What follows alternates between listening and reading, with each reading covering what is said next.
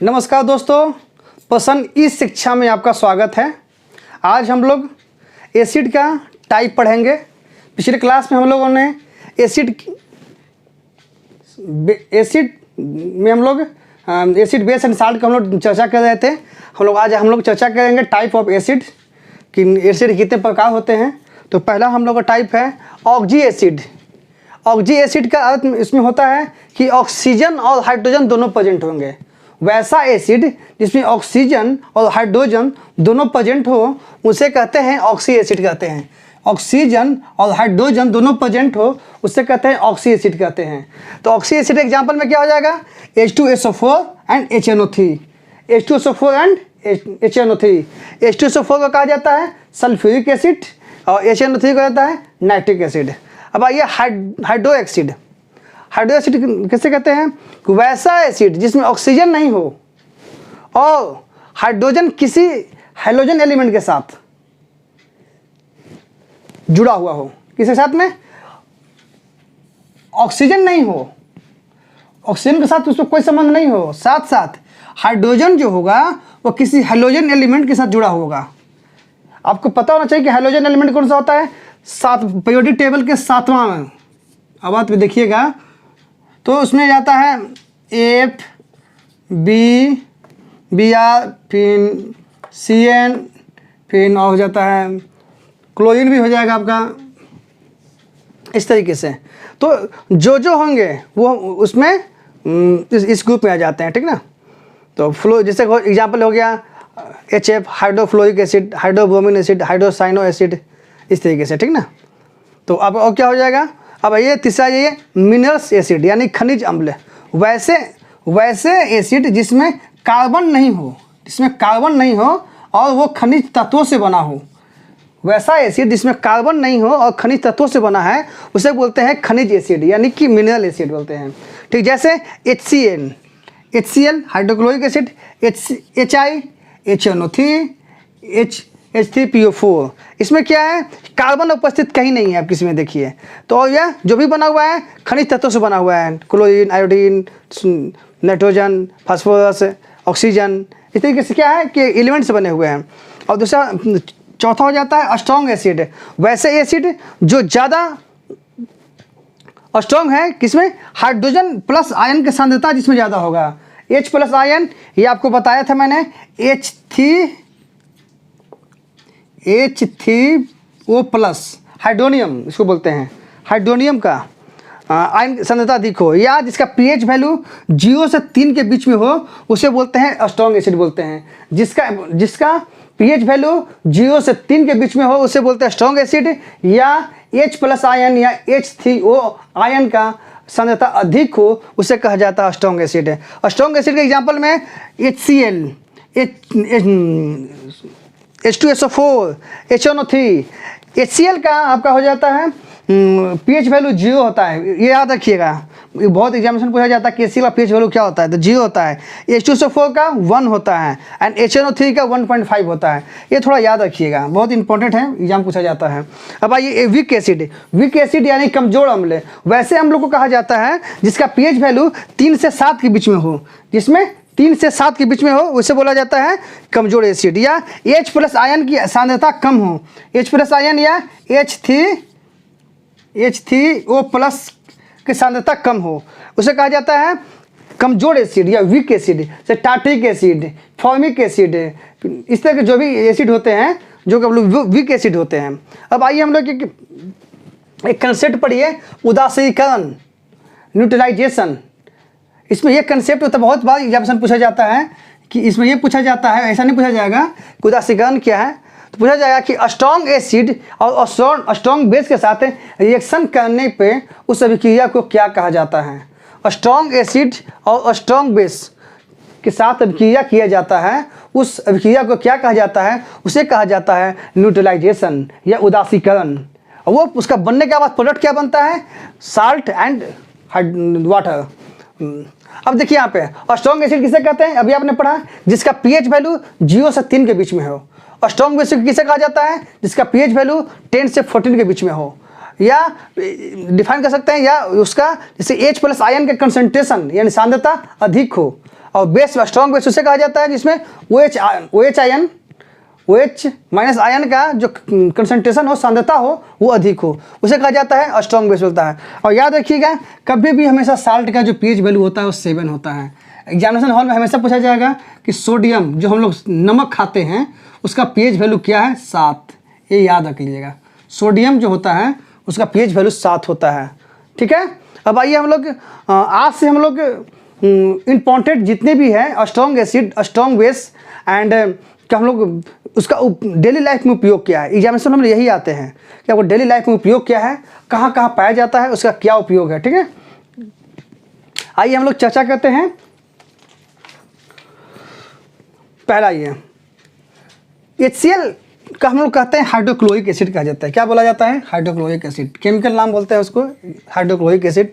इसे म्यूटेरिक अम्ल भी बोला जाता है, इसे म्यूटेरिक अम्ल, इसको याद रखिएगा, बहुत बार पूछा जाता है म्यूटेरिक अम्ल किसे कहा जाता है। ऑप्शन में दे देगा HCl, H2SO4, HNO3, आपको देखना है, आपको याद होना चाहिए कि म्यूटेरिक अम्ल बोला जाता है, म्यूटेरिक अम्ल बोला जाता है HCl को। और HCl हमारे शरीर में कहाँ पाया जाता है, तो स्टमक यानी पेट में पाया जाता है, और पेट में जहाँ जठर रस होता है, जठर रस में पाया जाता है, जिसे गैस्ट्रिक जूस बोलते हैं, गैस्ट्रिक जूस, गैस्ट्रिक जूस में होता है HCl होता है। तो ठीक है, तो हम लोग आते हैं कि अब HCl का उपयोग क्या क्या हमें है। अपन हम लोग ने ये देख लिया कि HCl क्या कहा जाता है, म्यूटेरिक अम्ल बोला जाता है। ये मानव शरीर के पेट में पाया जाता है, जो जठर रस में पाया जाता है। ठीक है, मानव शरीर के जो पेट में जठर रस होता है उसे पाया जाता है। अब इसमें उपयोग कहाँ किया जाता है, सूक्ष्म जीवों को मारने में, यानी कि माइक्रो ऑर्गेनिज्म को मारने में। जो हम बोला जाता है ना कि कोरोना वायरस है, तो क्यों बोला जाता है गर्म पानी पीजिए आप, क्योंकि इसलिए बोला जाता है कि अगर कोरोना वायरस का अगर वायरस हमारे बॉडी में चला गया है, यानी कि हमारा ये जो पार्ट हमारा है माउथ के माध्यम से या नोज के माध्यम से जो फूड पाइप होता है या विंड पाइप होता है, उस पर कहीं भी अटका है, पहले हमेशा यहीं पर अटैक करता है वो, तो यहीं पर होता है। अगर गर्म पानी पिएंगे तो गर्म पानी से क्या होगा कि वो वायरस जो है वो पेट में चला जाएगा, और यही HCl जो है वो उसको मार देगा। इसलिए बोला जाता है कि आप गर्म पानी का सेवन करें। ठीक है, इसलिए बोला जाता है क्योंकि इसमें पाया जाता है हमारा HCl होता है, यही HCl होता है जो कि हमें मारने का भी हेल्प करता है। दूसरा बात हमने बताया कि आपको कि जठर रस में 3 टाइप का आपको पाया जाता है। ठीक है, प्रोटीन पाया जाता है, 2 प्रोटीन, एक हाइड्रोक्लोरिक अम्ल पाया जाता है, एक HCl पाया जाता है, पेप्सिन और एनिन।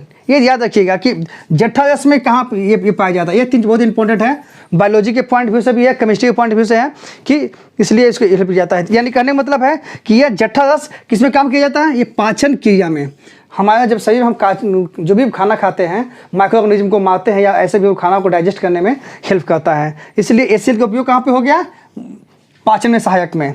और दूसरी बात है कि अगर आप ज़्यादा खाना खा लेते हैं या बासी खाना खा लेते हैं तो आपको क्या होता है, बॉडी में एसिडिटी, पेट में एसिडिटी होने लगता है, तो बहुत ढकार आने लगता है। तो आप जब भी आपको ढकार आने लगता है ना, तो ये ढकार आने का मतलब है कि आपके बॉडी में HCl की मात्रा बढ़ गई है। आपकी बॉडी में किसकी मात्रा बढ़ गई है, HCl की मात्रा बढ़ गई है, यानी कि हाइड्रोक्लोरिक अम्ल की मात्रा बढ़ गई है।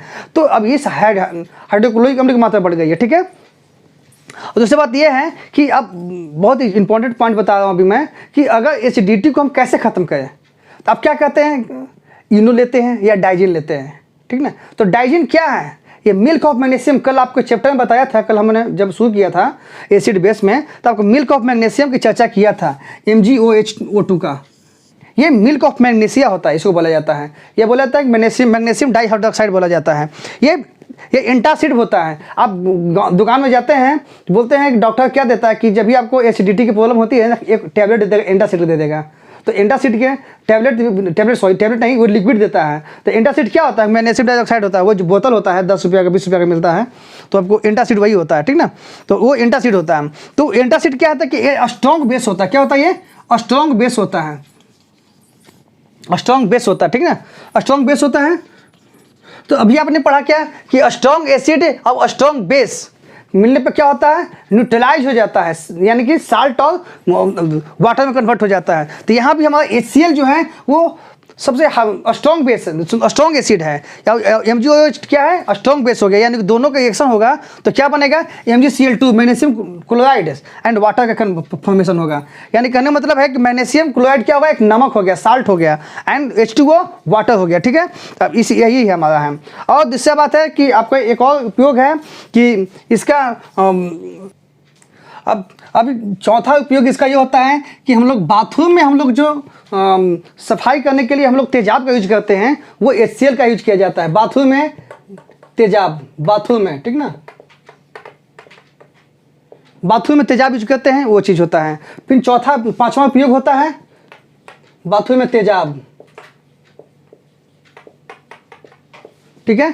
पांचवा उपयोग, आप गैल्वेनाइजेशन का नाम सुने होंगे, जस्तीकरण। जैसे कि एक लोहा में जंग लगने से बचने के लिए क्या किया जाता है, जिंक का लेप लगाया जाता है। तो एग्जामिनेशन हॉल में पूछा जाता है कि आप ये बताइए कि गैल्वेनाइजेशन से पहले लोहा जो होता है उसको किस चीज़ से धोया जाता है, उसको जितने भी गंदगी होता है उसे धोया जाता है, उसे किस अम्ल से धोया जाता है, उसे धोया जाता है HCl से धोया जाता है। यानी गैल्वेनाइजेशन से यस्दीकरण होता है, यस्दीकरण देख लीजिएगा, गैल्वेनाइजेशन बोलते हैं, ठीक ना, इंग्लिश में बोलते हैं गैल्वेनाइजेशन, ठीक ना। यस्दीकरण में क्या होता है कि जैसे कि लोहा में क्या कहते हैं कि जिंक का लेप लगाया जाता है, तो जिंक का लेप लगाने से पहले उसे क्या किया जाता है कि उसे आयरन को HCl से धोया जाता है, धोने के बाद उस पर लेप लगाया जाता है, याद रखिएगा। फिर पांचवा यूज हो जाता है कि चमड़े की सफाई करने में, जो चमड़ा जितने भी होते हैं ना, जैसे कि लेदर का जितने भी आर्टिकल्स होते हैं, सामान होते हैं, जहाँ लेदर फैक्ट्री होता है वहाँ पर उसको सफाई करने के लिए HCl का यूज किया जाता है, चमड़े की सफाई।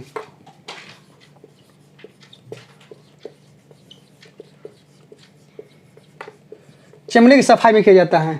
और दूसरा बात है कि एक्वा रेजिया का नाम सुने होंगे, अम्लराज, ये बहुत इंपॉर्टेंट है, याद रखिएगा। अम्लराज बोलिए या एक्वा रेजिया बोलते हैं।